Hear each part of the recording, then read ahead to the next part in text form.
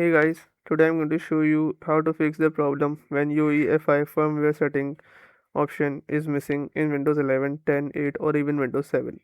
Normally this option helps you enter BIOS or UEFI easily, but sometimes it just disappears. Don't worry, I'll explain why this happens and how you can fix it step by step. So first, what is UEFI and why it matters? UEFI is the modern version of BIOS. It controls how your system boots and allows features like secure boot, faster startup, GPT disk support. These are necessary for Windows 11 installation and usage of Windows 11.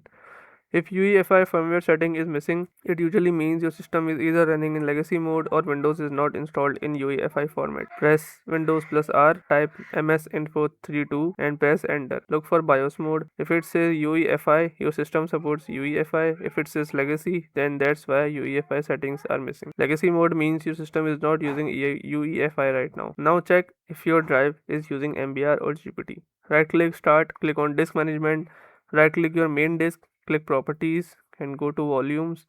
Look at partition style. MBR equals to legacy mode and GPT equals to UEFI. If your disk is MBR, Windows cannot boot in UEFI mode.